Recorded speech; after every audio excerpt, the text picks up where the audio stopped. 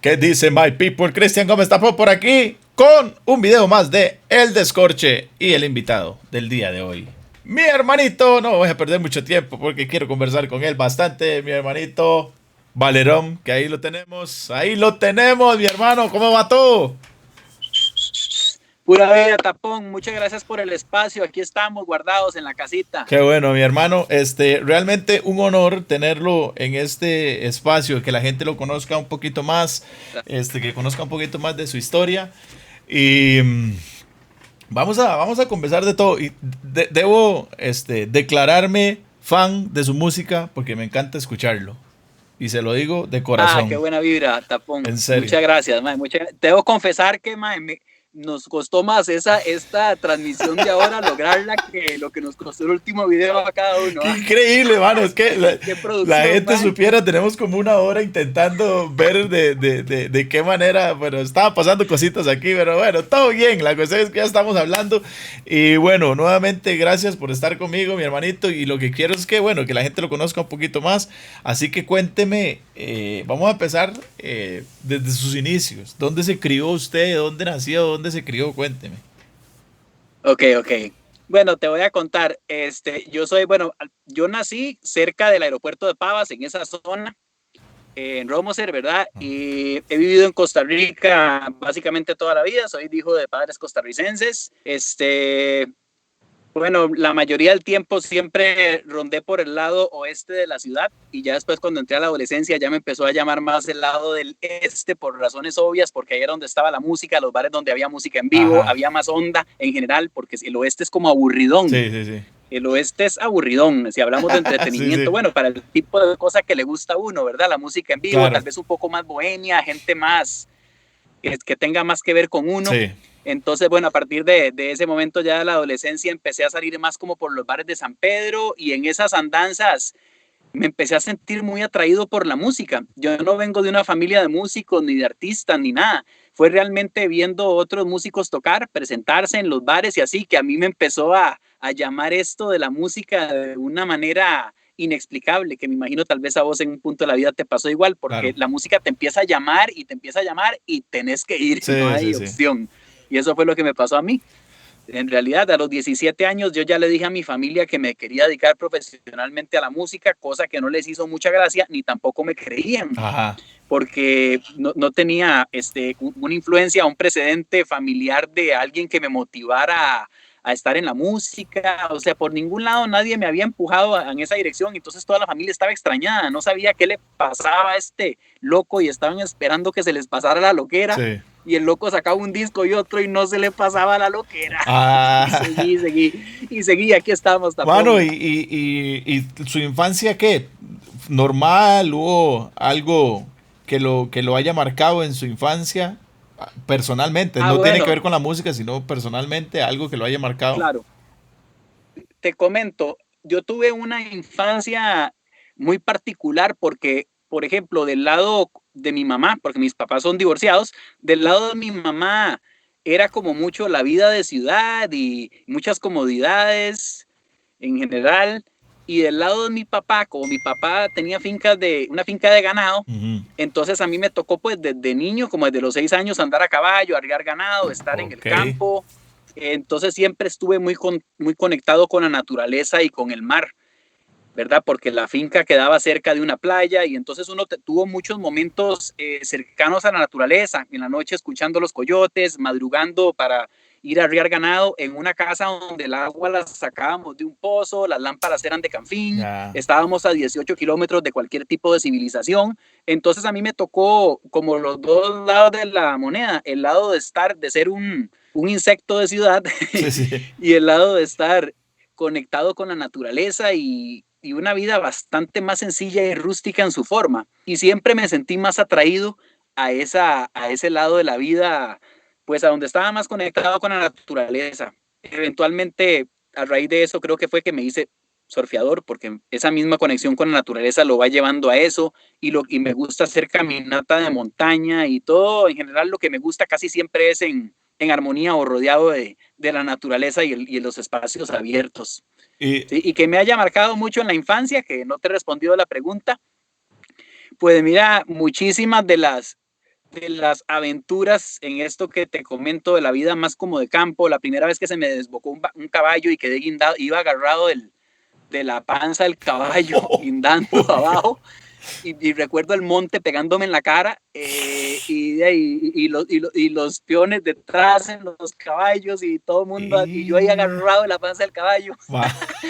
Y después a donde ya el caballo paró, yo me solté y caí y llega mi tata muerto de risa, ¿verdad? Porque no me había pasado nada. Ajá. Y yo, maldito. Bueno, pero bueno, esa es una historia que nunca se me va a olvidar. Qué bueno. Mano, ¿y cuál de las dos, de esos dos ambientes cree usted que le influyó más a la hora de hacer música? ¿O un poco de los dos? Un poco de los dos, porque por ejemplo, en el contexto del ambiente de ciudad, conocí, tuve ese encuentro con la música, Ujú. pero en el otro contexto de estar más en el campo y rodeado de la naturaleza, siempre fue como de donde viene la inspiración. De ahí Ok. es que viene la inspiración. Si pones atención a mis letras, yo muchas veces hablo de la naturaleza, bueno, siempre está en la naturaleza y muy presente en mi obra, y también la espiritualidad. Yo sé que vos sos una persona Claro. espiritual en tu forma, y pues yo también comparto eso, me identifico Ah, qué y bueno. respeto a las personas que ejerzan su espiritualidad y le den un lugar importante en su vida. No importa cuál sea la línea que sigan, pero es importante tener la espiritualidad activa en la vida. Sí, por supuesto, por supuesto. Yo pienso de la misma manera, y estamos en la misma sintonía en ese sentido, porque yo creo sí que la parte espiritual en el ser humano no se puede obviar y no la podemos abandonar. Y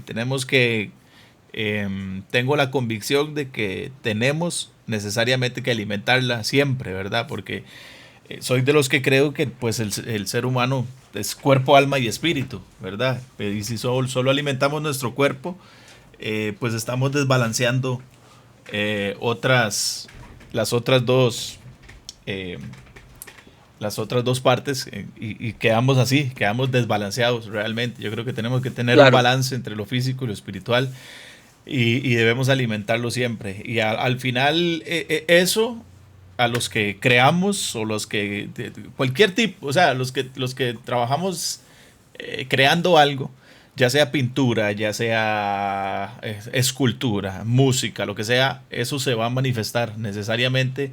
Esa conexión que uno tenga con la espiritualidad se va a manifestar de una u otra forma.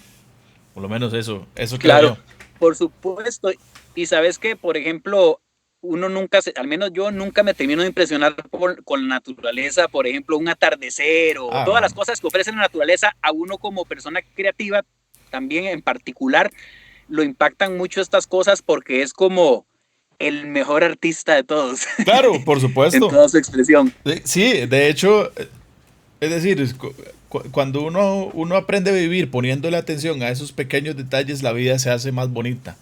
O sea, de hecho, ahorita cuando venía aquí para el estudio, bueno, el estudio está en mi casa, en el patio, en la parte de atrás, pero tengo que caminar para llegar, ¿verdad? Entonces, había un aguacero.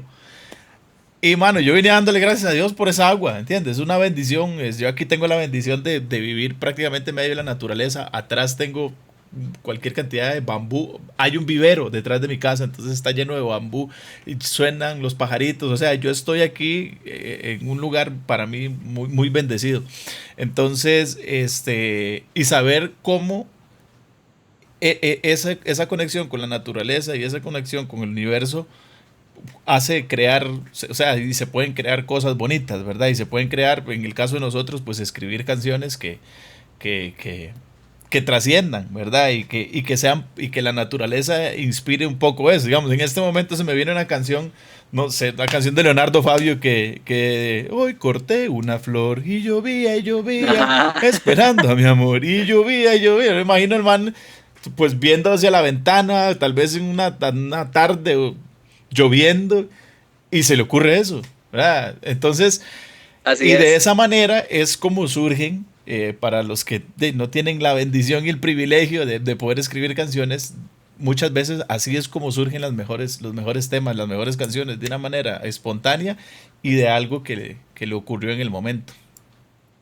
Claro, uno es como un pescador de la inspiración, entonces siempre tiene que tener la cañita ahí a ver qué pega, pero la inspiración es la que lo encuentra uno Sí, y uno se debe a la inspiración claro. y por eso uno debe honrar su talento con lo que hace. Por esa razón es que yo nunca, digamos, he vendido digamos, mi talento a ponerlo al servicio de cosas con las que no estoy de acuerdo. Siempre he sido tal vez un poco hasta loco y quisquilloso en ese aspecto por el respeto que le debo al hecho de, a lo que sea que me haya dado ese talento, ¿verdad? Sí.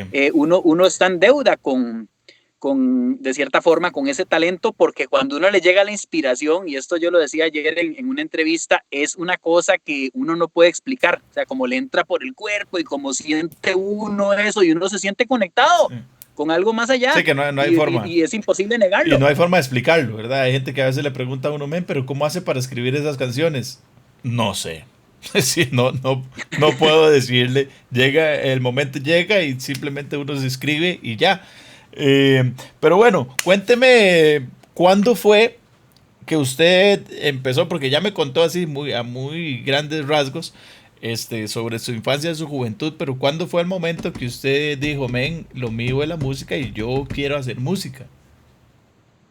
Ok, es muy vacilón porque cuando estaba en el colegio, en un concurso de talento que organizaban, yo en el último año del colegio quería tocar en el concurso de talento del colegio y Ajá. no sabía pero tocar nada. Sí, Entonces fue un poco como una carrera contra el tiempo para lograr montar una canción que estábamos viendo cuál canción montábamos, algún cover y había varias canciones ahí como sobre la mesa, ajá. pero en ese ejercicio yo de un pronto al otro empecé a sentir eso que te digo, esa inquietud de la inspiración, me empezó a llegar inspiración Ujú.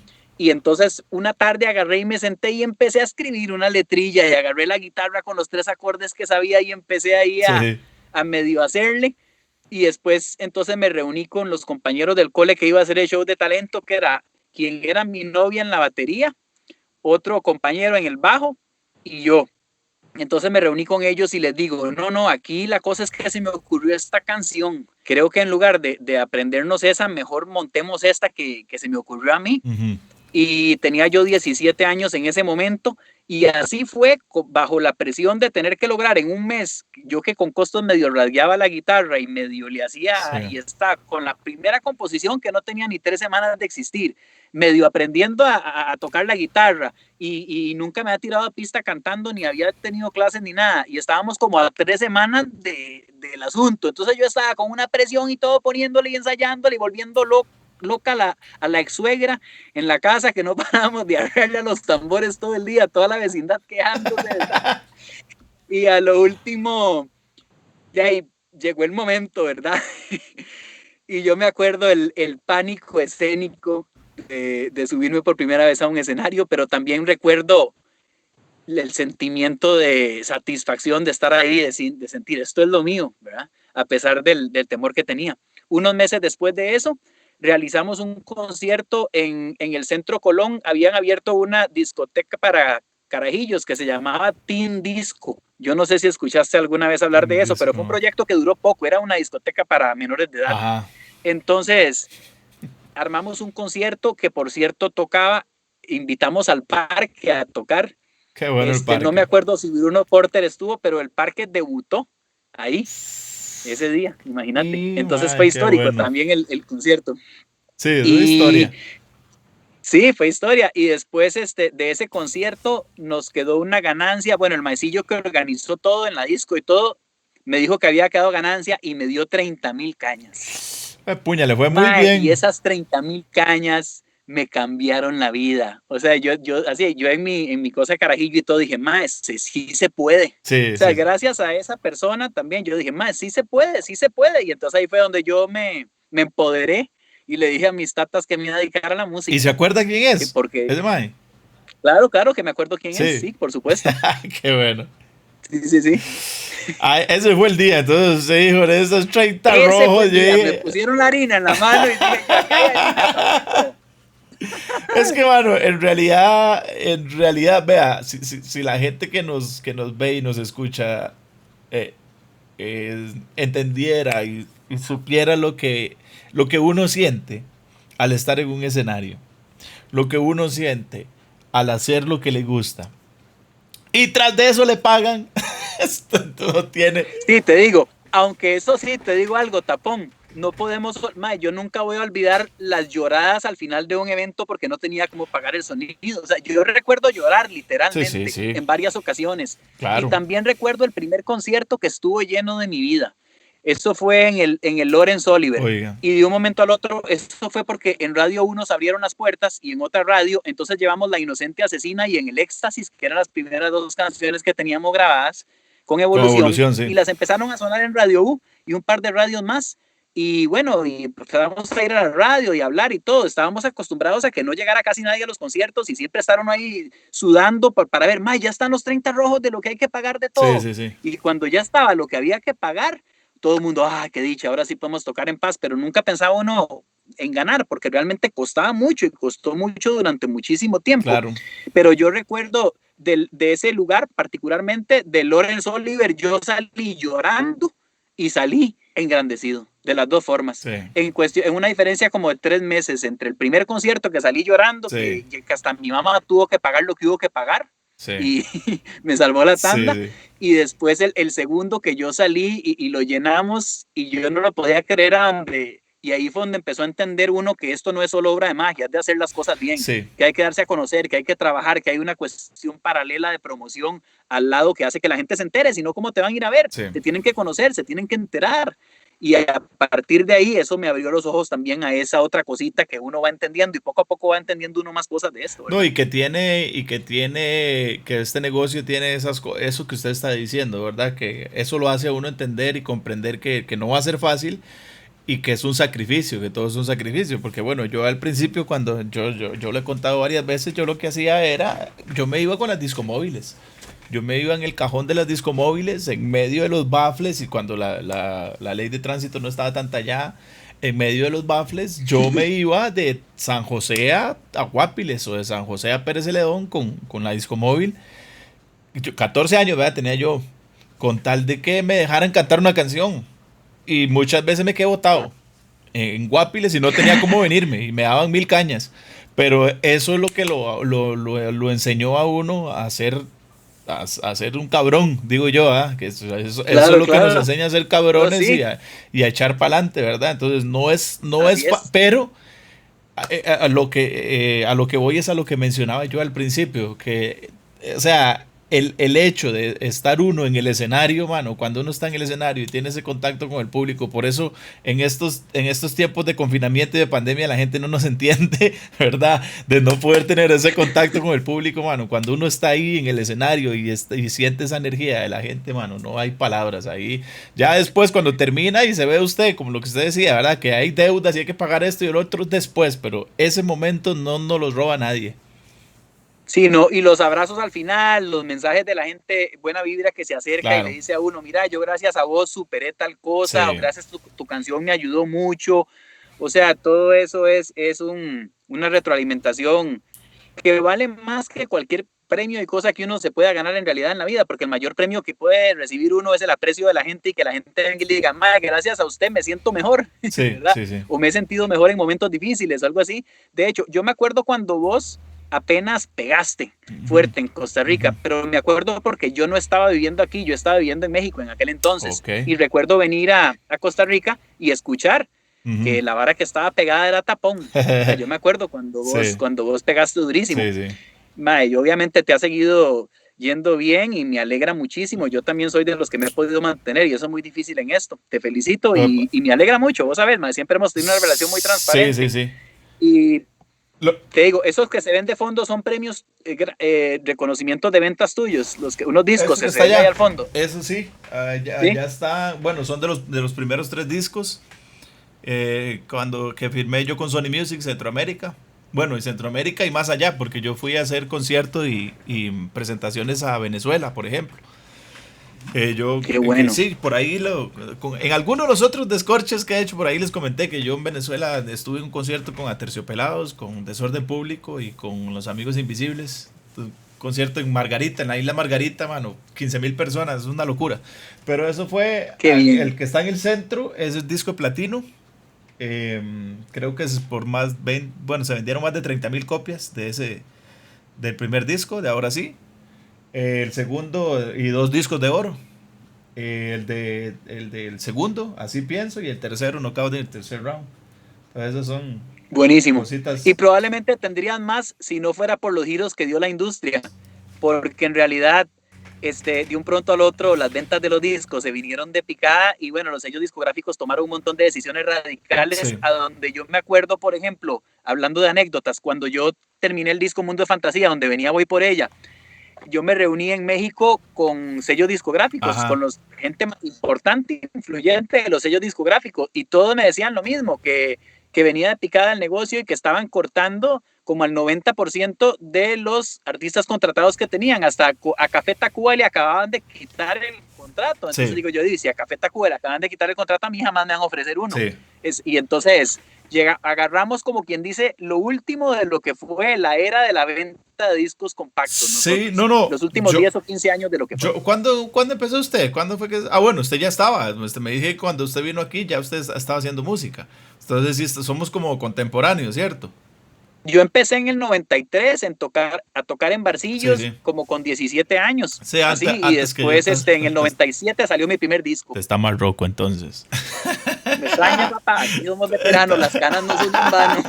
No, pero, ¿qué le iba a decir? No, bueno, no, nosotros empezamos vendiendo cassettes, ¿verdad? Eso fue lo primero que salió. Se vendía en cassette. eh, y después vino la época del CD. Y ahí fue donde se paseó en todo, porque ahí fue donde empezó la pirata. De hecho, como le digo, digamos, que yo sepa, no tengo los reportes oficiales, pero del primer disco se vendió más de 30,000 copias. Del segundo, más de 20,000, creo.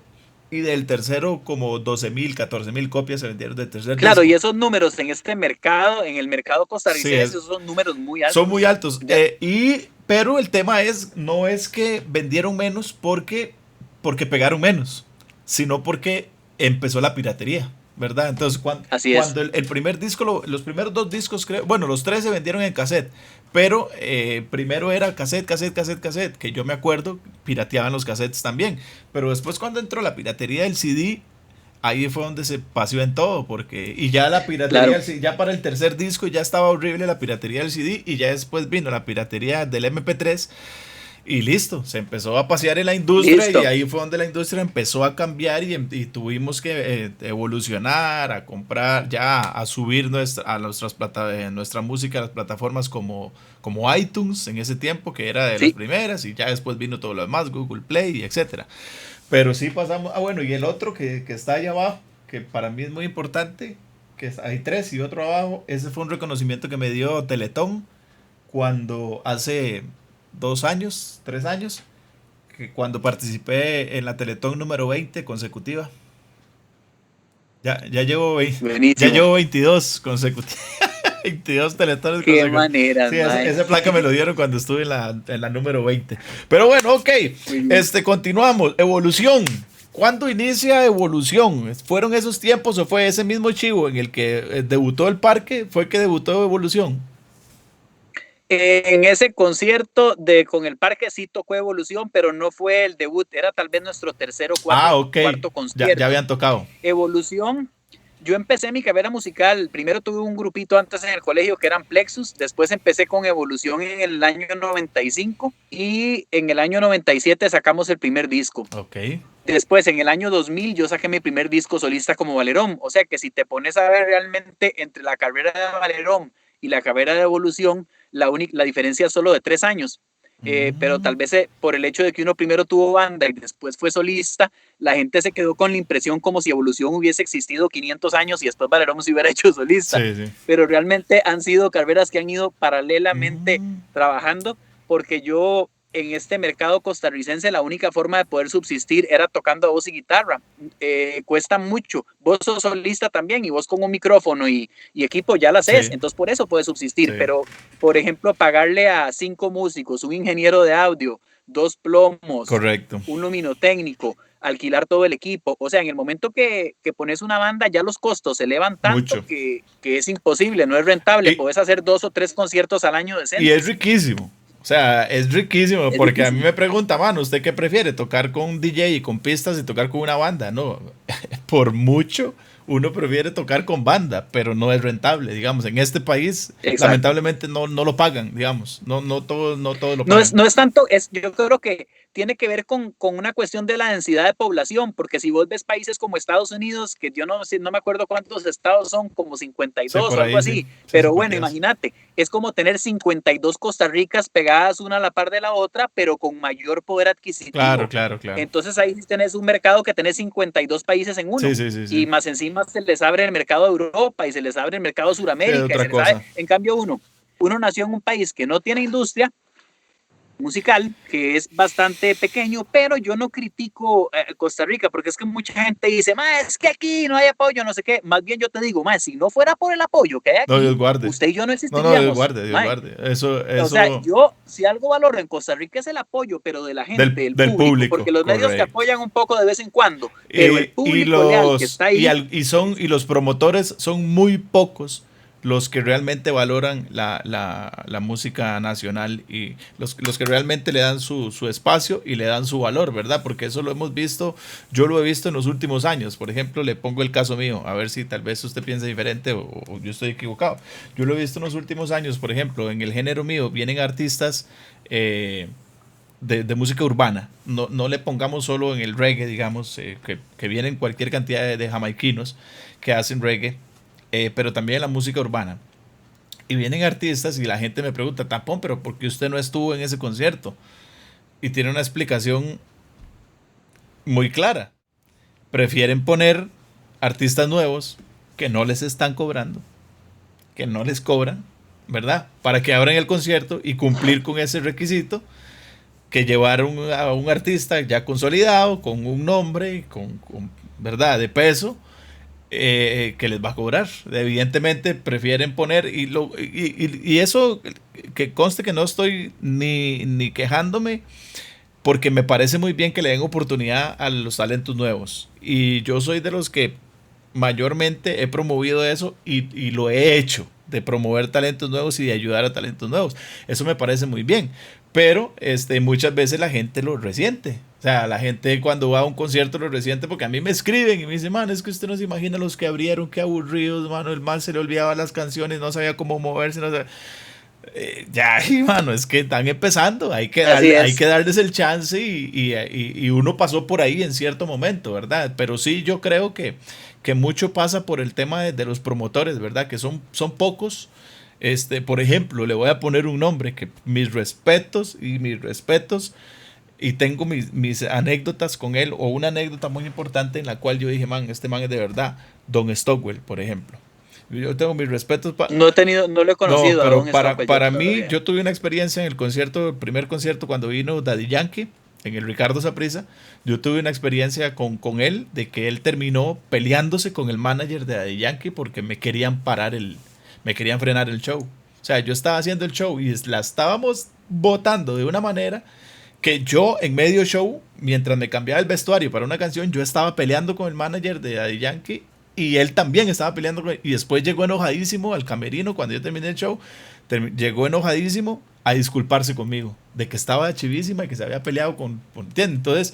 Entonces, eso no lo hace cualquiera. Digamos, no todos los promotores hacen Es eso. más, te pongo una anécdota al revés de la tuya. Anda. Cuando Evolución estaba empezando y vino Héroes del Silencio a Costa Rica, yo no lo podía creer de la emoción de que viniera del Silencio y me Claro. salió la oportunidad de que le abriéramos. Y yo estaba pues muerto del miedo y todo, ¿verdad? Pero imagínate que estábamos en el camerino esperando que nos dijeran para ir a montar y probar sonido. Y pasaba una hora, pasaban 2 horas, pasaban 3 horas y de un pronto al otro llegan y nos dicen que no vamos a poder tocar porque los Héroes del Silencio vienen tarde al aeropuerto y que les habían dicho que si abría el grupo no tocaban ellos, que o tocaban Correcto. ellos o tocábamos nosotros. Y nosotros un grupillo nuevo de carajillos todos emocionados que queríamos tocar y que había tenido un costo porque yo había tenido que contratar un baterista y todo porque todavía no teníamos, preferí contratar un baterista Sí. profesional que tocara mejor para no pelarnos, la verdad. Y de ahí, imagínate, todos emocionados y nerviosos y todo, llegué y dice, no vas a poder tocar.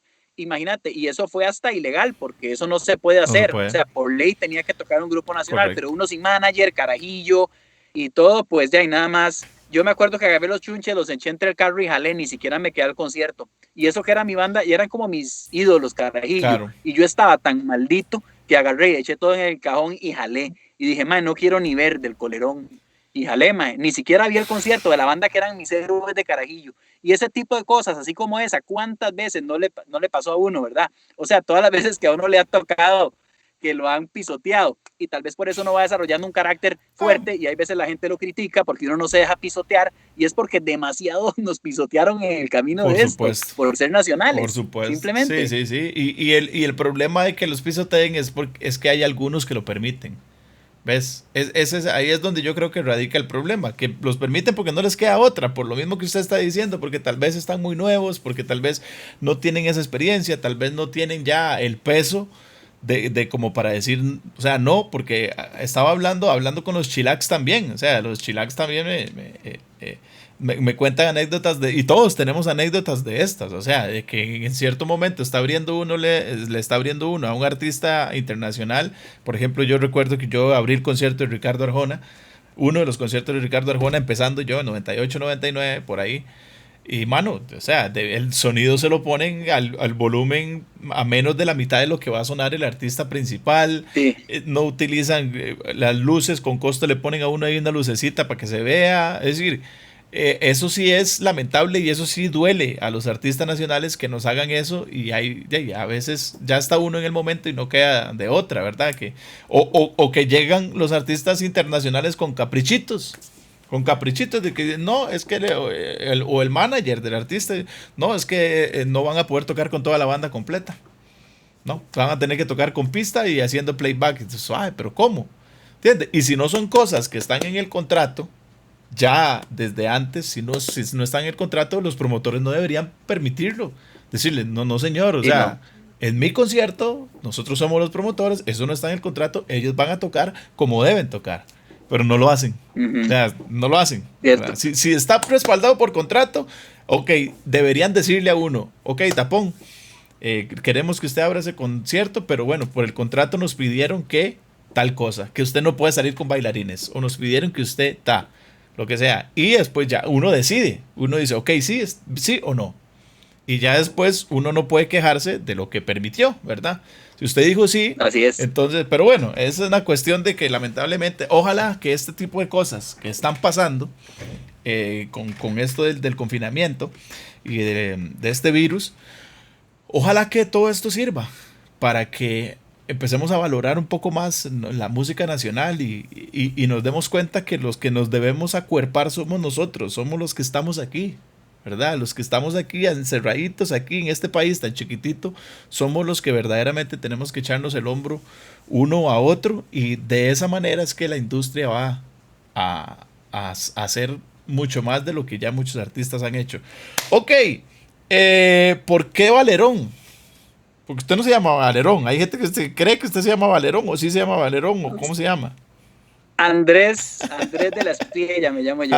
Se llama Andrés. Pero sí.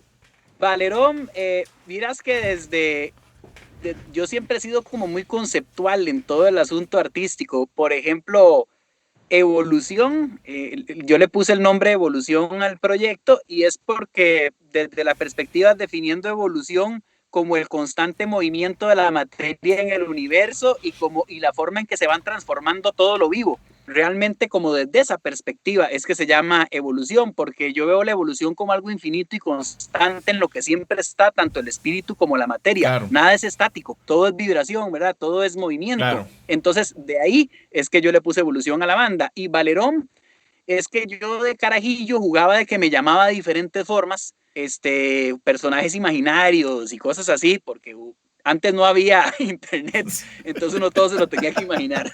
Sí.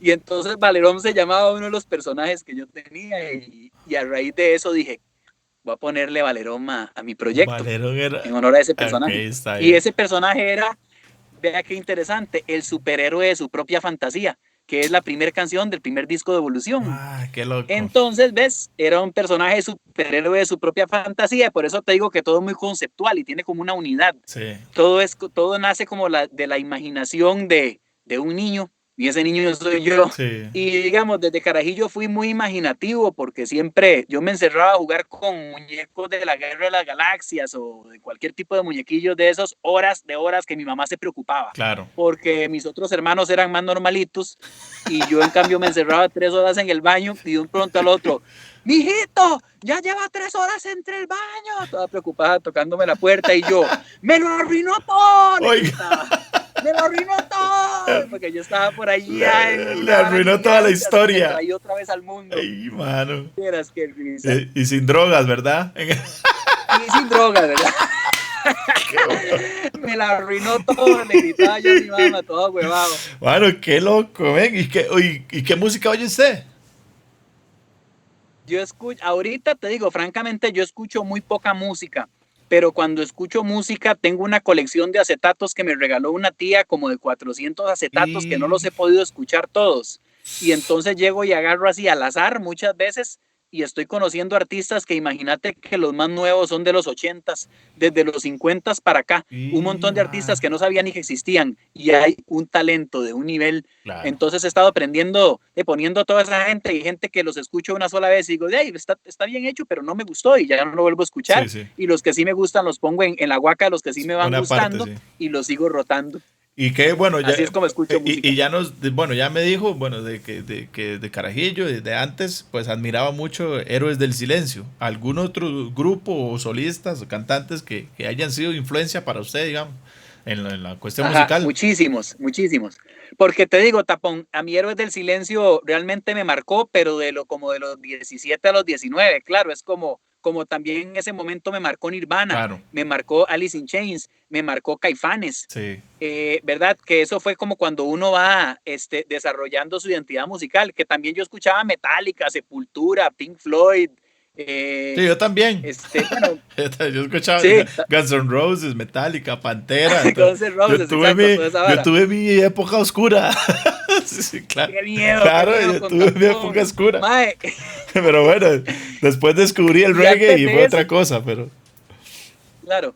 Yo también te escucho Bob Marley, Peter Tosh, Black Uhuru, Alpha Blondie, o sea, también te digo, uno ha escuchado de todo. Sí, sí. Yo hasta reggaetón, que supuestamente es como el fruto prohibido. Yo he escuchado reggaetón y he matizado canciones de reggaetón y le puedo decir una canción de reggaetón que me gusta y una que no, claro, ejemplo, claro. O sea, no es como que todo el reggaetón sea malo ni que todo el rock sea bueno. Pero sí tiene, en este momento sí se acuerda una canción de reggaetón que le guste y una que no le guste. Bueno, que no le guste deben de haber un montón, porque sí hay muchas que a mí no me gustan, pero hay algunas que suenan bonitos, digamos, sobre todo en los últimos años se han empezado a musicalmente a ser un poquito más rico, pero ¿alguna que le haya gustado? Yo compré un disco de Tego Calderón y llevaba como 10 años de no comprar un disco. Si con eso no lo convenzo, mae, no sé qué más hacer. Lo compré en el súper porque el Moldo, el bajista, me venía diciendo, mae, tiene que escuchar a Tego Calderón. Claro. Tiene que escuchar a Tego Calderón, mae, es una propuesta urbana buenísima. Y entonces yo ya estaba en el súper y lo vi ahí, lo compré y lo anduve y lo disfruté, que todavía yo el único cover que hago en vivo en mis conciertos para vacilar y que nadie la ve venir, que pero ya de ahora en adelante, como lo estoy revelando, la van a ver venir, es la canción esta de Tego Calderón que dice, este es para ustedes, para que se lo goce, Tego Calderón, para que retose, vuelo a nuevo, me siento al día en la mía, mami, yo ando bien perfumado y la pata por sinofía sin misterios, de placer. Esa, por ejemplo, me la he hecho casi entera. Y hasta hago remix con otra, mae, Es que me está hablando de los de verdad. Déjeme decirle que Tego Calderón fue de los primeros. Yo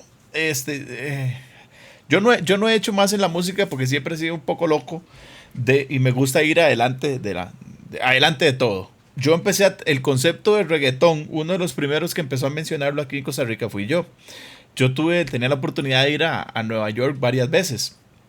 Cuando voy a Nueva York escucho a Tego Calderón y me gusta, y hermano, esto suena bien, qué bravo este mae.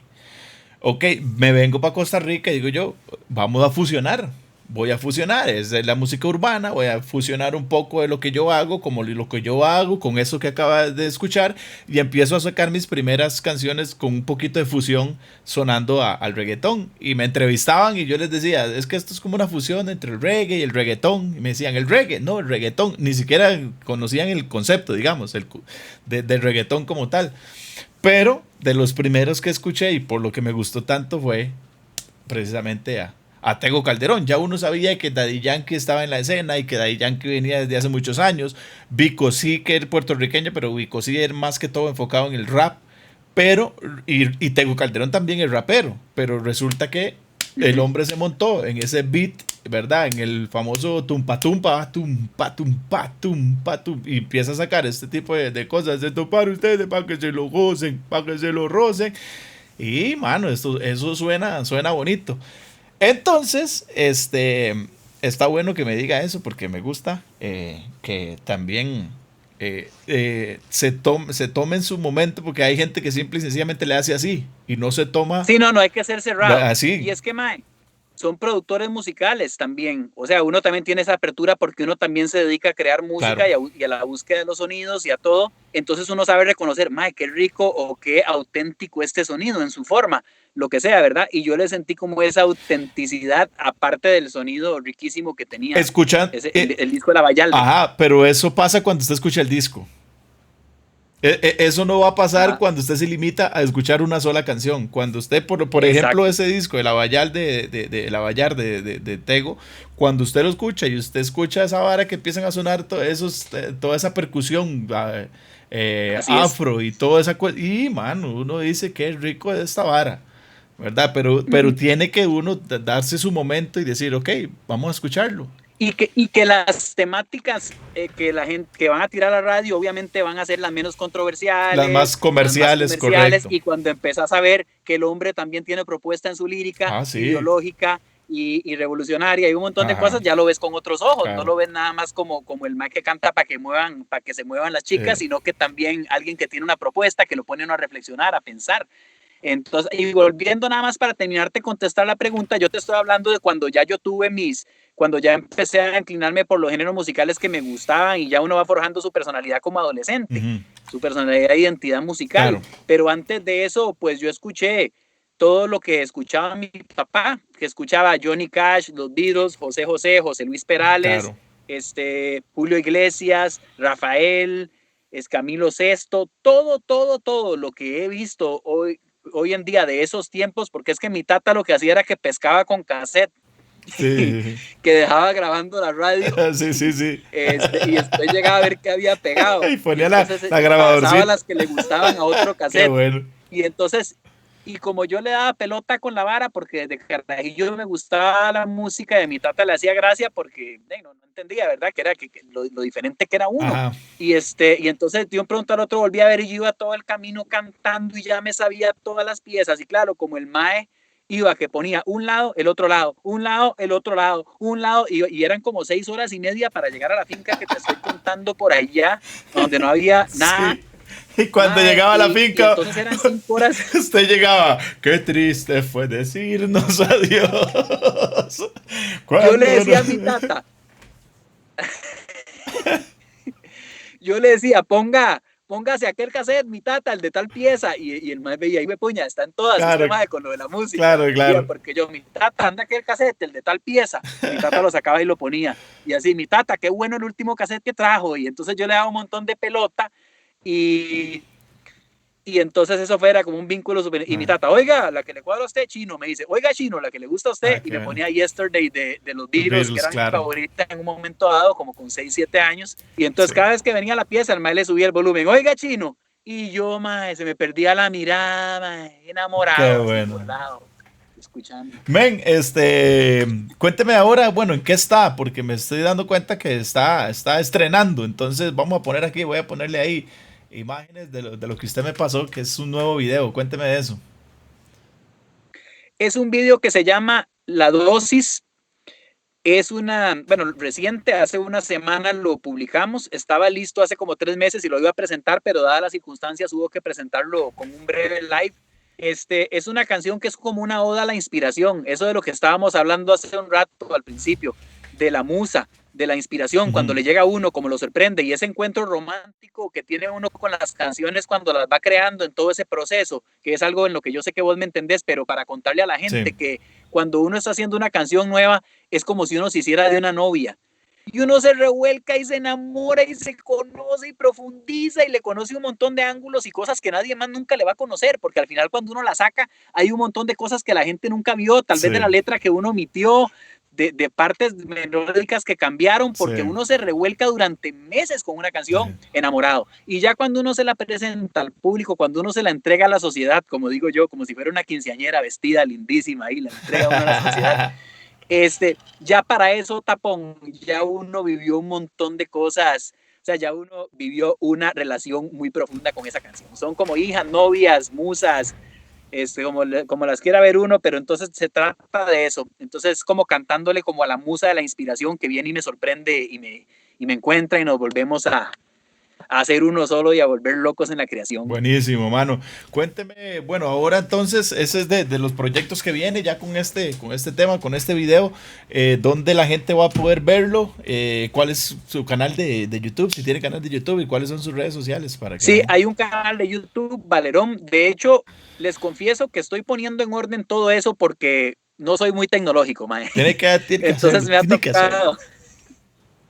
Ahora ya me toca ponerme la leva con eso, porque uno tiene que ir escogiendo como por capítulos a qué le entra, ¿verdad? Sí. Y ahorita ya me toca poner todo eso en orden. También estoy depurando mi canal para transmitir en vivo, así como vos tenés el tuyo. Buenísimo. Y de hecho tengo una transmisión este domingo próximo a partir de las 7, que es el primer live completo que voy a hacer. Y esto te lo quiero comentar porque también te quiero poner en contacto con esa gente de Tapón. Es una nueva... Yo escuché eso, cuénteme, eso está buenísimo. Ok, te cuento, sí, porque te voy a poner en contacto con ellos. Se llama GoFund Talent. GoFund Talent. O sea, ve a financiar talento, sí, por así decirlo. Sí. Así la traducción en español. Esta gente creó una plataforma para ayudarnos a los artistas de todas las áreas y de lo que sea en este momento, que la vamos a estar inaugurando ese domingo. ¿En qué consiste? La gente entra a GoFund Talent y dona hasta lograr alcanzar la meta de lo que se pone una meta establecida monetaria, una cifra. Entonces toda la gente de las redes que uno tiene, pues que en el caso mío son como 95,000 personas que tengo en Facebook. Buenísimo. Y en Instagram tengo como 7,000, pero en fin, si uno se pone a ver ese montón de gente que está ahí con una pequeña colaboración que haga cada uno, ya le permiten a uno sobrevivir la pandemia. Claro. Con un platito de comida en la mesa, ¿verdad? Claro. Y sin amarrar perros a nadie. Sí. Mano, qué bueno. Entonces, básicamente es eso, colaborar, y ya cuando se llega a la meta, el artista hace su presentación. En este caso es el live, Valerón Live, inaugurando la plataforma GoFund Talent. Te voy a poner en contacto con ellos. GoFundTalent.com es. Te va a servir. GoFund, F-U-N-D, sí, ahí, y Talent. Ahí lo tengo, pero bueno, yo lo voy a poner. No, voy a poner GoFund Talent, porque es que lo estoy poniendo el título aquí. Sí, Fund es F-U-N-D, porque yo lo había escrito mal. Inclusive en mi publicación lo escribí mal, entonces por eso te corrijo. F-O-U-N-D. No, F-U-N-D, nada más la U sin la O. Ok, bien, entonces, ya ahí lo tenemos. Por eso, yo lo había escrito con la O y es sin la O. G-O, después F-U-N-D y talent como talento sin la O. Bien, ok, ahí está ya, ahí la gente lo está viendo para que... Ahí le estoy haciendo. Para que entren y donen 5 tejitas, que sea, ya con eso uno... Ok, nuevamente explíquele a la gente otra vez de qué se trata ok, la gente, usted se anuncia un evento y la gente entra ahí y paga su cover voluntario, digamos. Sí, exacto, cover voluntario, que no sé qué es lo mínimo que pueden donar, pero en realidad con poquito que sea ya ayuda. Esto no se trata de que los artistas necesariamente nos volvamos millonarios en esta situación, sino que claramente yo llevo 2 meses de no trabajar. Sí. Y pues como todos tengo cuentas que pagar. Pega duro. De gente, y he colaborado, he sido súper solidario. A pesar de que no estoy trabajando, llego al súper y redondeé un rojito ahí para ayudar a la gente, sí, claro. ¿verdad? Lo que sea, porque en realidad por un rojito más o un rojito menos, uno no se va a morir, y si puede ayudar a alguien en ese momento lo hace, y yo soy así, solidario hasta el final, porque esa es mi naturaleza. Muy bien. Esa es mi naturaleza. Entonces, ok, cuando se pone esta plataforma y el evento, ¿dónde va a ser? Va a ser a través de el evento es un live en este caso. En su Facebook. En este caso es un live, sí, pero eventualmente puede ser cualquier tipo de evento. Puede ser un evento en un bar, puede ser una presentación de un disco, puede ser el evento que a vos se te ocurra. Okay. En este momento estamos un poco limitados, bueno, bastante limitados por la circunstancia, entonces tiene que ser un live sí o sí. Okay. Pero eventualmente nos va a seguir sirviendo esta herramienta y uno puede poner cualquier evento que se le ocurra que piensa que puede ser interesante para algunas personas y que sean esas personas las que lo financian para que ocurra. Yo siento que es muy bueno porque al mismo tiempo es algo democrático. Por ejemplo, que unas personas quieren ver particularmente un tributo a un disco, en el caso mío, un tributo al disco El Filo Lado del Fondo. Ajá. Y hay gente que quiere ver ese disco, escuchar ese disco entero y tal vez yo no lo toco entero porque siempre toco Voy por ella, Mis Tres Situaciones, En el Éxtasis, Del Amor y el Desamor, todas esas canciones. Sí. Pero si hay gente que dice, yo quiero escuchar ese disco entero, ok, hagamos un evento de ese disco entero y juntemos el dinero y cuando se junte lo hago, porque no me puedo tomar el riesgo de ir a hacer un concierto de ese disco y que me lleguen 5 gatos. ¿Ves? Eso es lo que pasa. Entonces, buenísimo. Es como una alianza con entre el público y el artista para que todo el mundo sea beneficiado y todo el mundo reciba lo que... Bueno, todo el mundo apoyando, ya lo saben, GoFundTalent, ahí se los puse. Y a usted, mi hermanito, bueno, realmente muchísimas gracias y muchos éxitos con todo lo que viene. Dios quiera que, bueno, todo esto pronto pase y que mientras pase podamos tener este tipo de iniciativas y que podamos tener al menos para comer, para ir saliendo adelante y seguir haciendo buena musiquita. Así que, mi hermano, gracias por el ratito que sacó para estar conmigo y para compartir con toda la gente. Así que ya nos vamos. Así que despídase ahí de todo el mundo. Pura vida, tapón.